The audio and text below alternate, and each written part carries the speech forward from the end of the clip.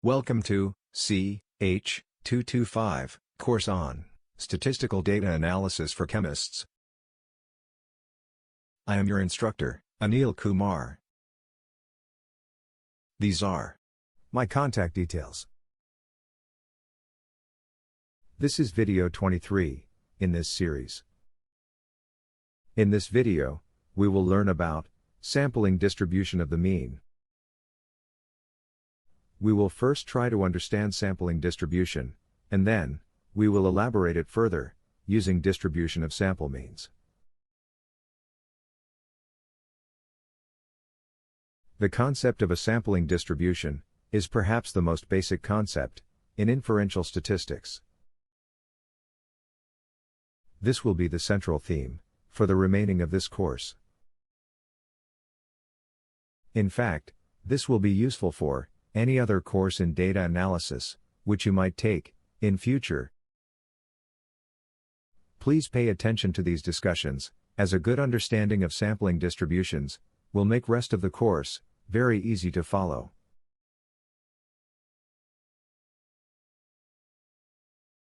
Before we proceed any further, let us have a quick review of some of the things we learned in our previous videos.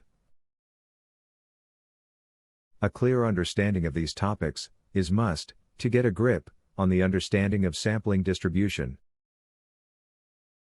Make sure you know these concepts well.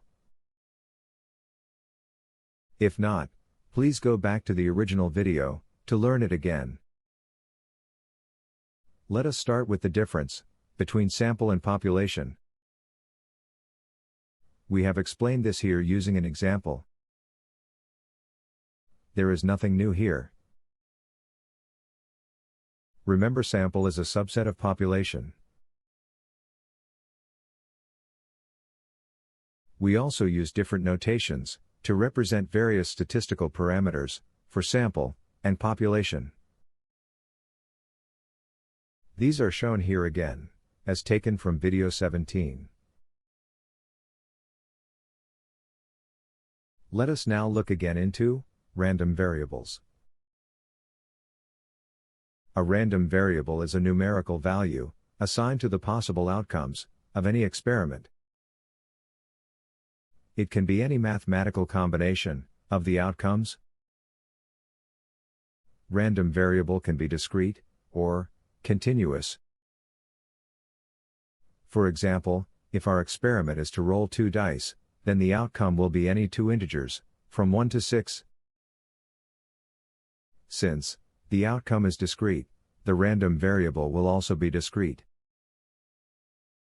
In this case, we can define the random variable as the sum of 2 numbers, or average of 2 numbers, or difference of 2 numbers, or product of 2 numbers, or ratio of 2 numbers, etc. Therefore, a random variable can also be any of the statistical parameter. For example, average of 2 numbers is nothing but the sample mean. Our sample space will be all possible values of the random variable.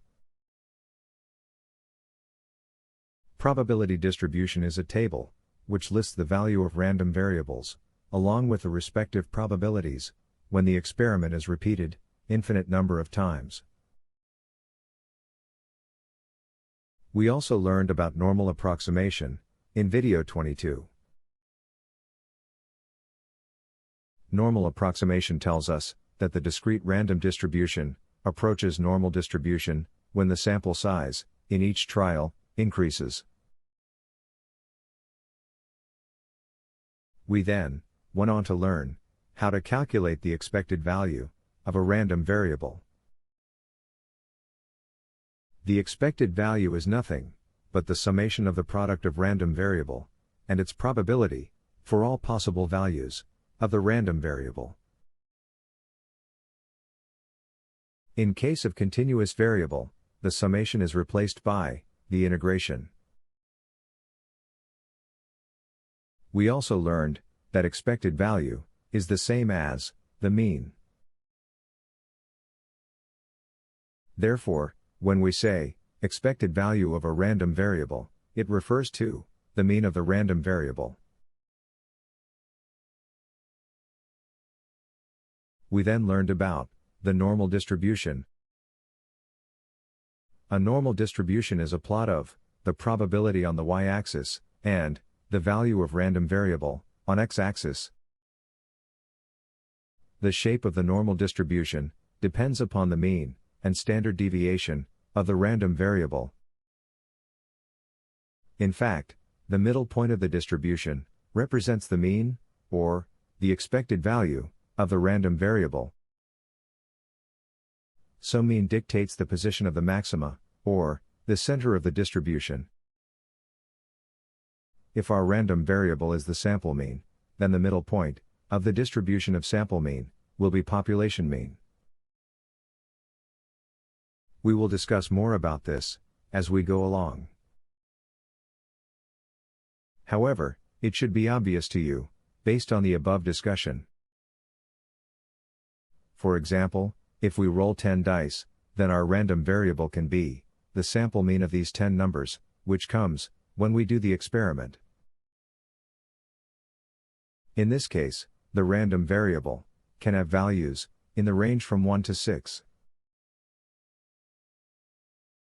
If we repeat this experiment infinite number of times, we will get a probability distribution of the sample means. The center point of this distribution will be the expected value, or the population mean. The standard deviation is also very important, as it defines the width of the distribution, as shown here. We know that 99.7% of the random variable will lie 3 standard deviation away from the mean on either side. Another way of saying the same statement is that the probability of finding a random variable outside 3 sigma is very low. Or, the probability of finding a random variable decreases as we move away from mean in either direction. We need clear image of all these concepts in order to understand sampling distributions. Therefore, please make sure you know these very well. If not, please revisit and refresh. Let us now start to learn sampling distributions. We will take the example of percentage of students who smoke in IIT Bombay to understand sampling distributions. Suppose you decided to survey 20 random students to find out the average of 20 to get some idea about the percentage of students who smoke in IIT Bombay. You took your first sample near Convocation Hall, followed by another sample near Infinity Corridor, and third sample inside the lecture hall complex. Now you have 3 samples of 20 students each, and you also have 3 sample averages. Do you think all the 3 sample averages are same, or different? Imagine there was another survey conducted via Moodle for the same question. It was mandatory for all the students to take the survey. Therefore, the population average, which is the actual percentage of students who smoke in IIT Bombay, is also available. Do you think the sample averages and the actual percentage of students who smoke in IIT Bombay are same, or different?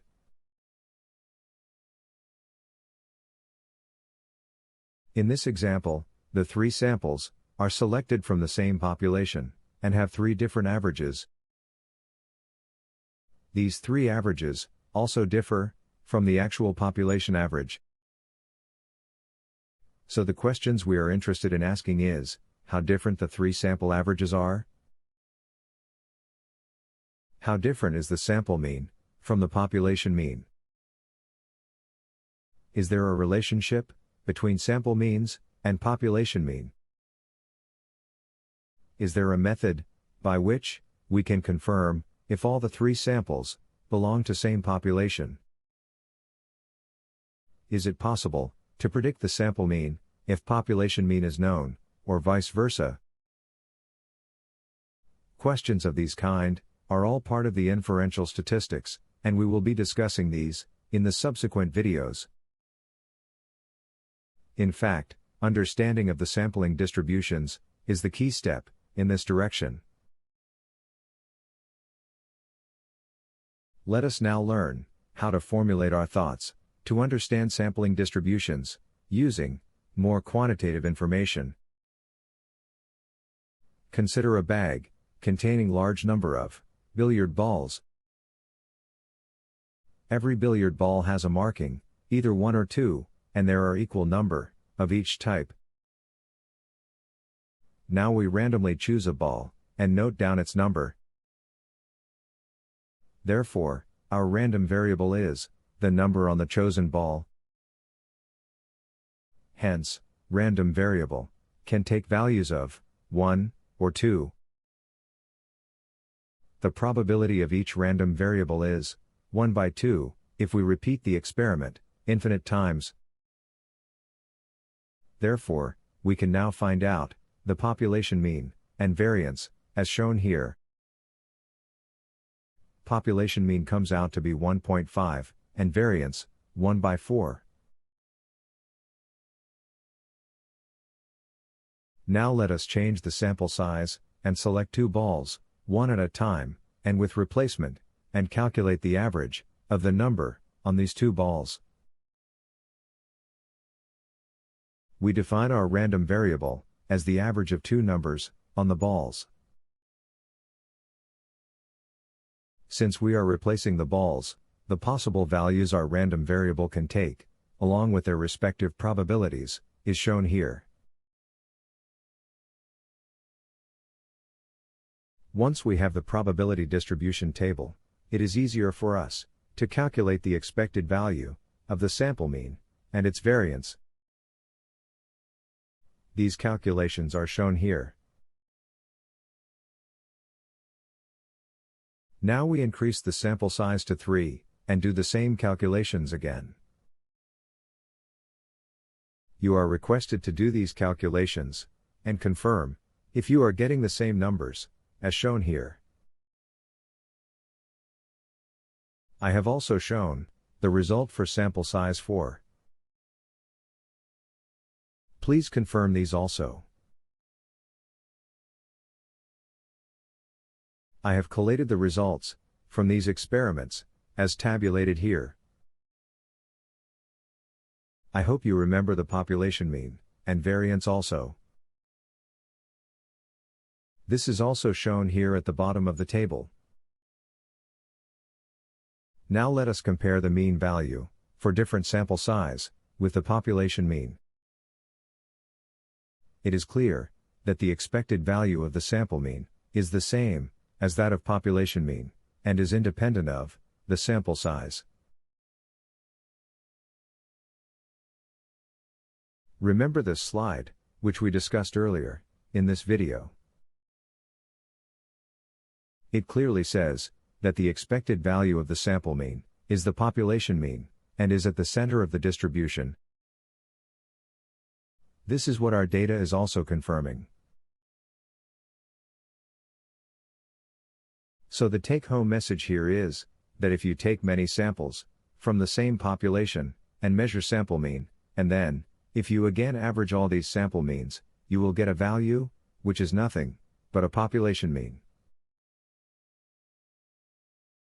This is very important learning, as this allows us to predict the population mean from the sample mean. Remember, prediction of population parameters from the sample parameters is one of the main theme of this course. Therefore, this is the first step wherein we learned how to predict population mean by taking many samples from the population and finding out the expected value of sample means. Remember that we need many samples to find out the population mean via this approach. However, the sample size does not matter.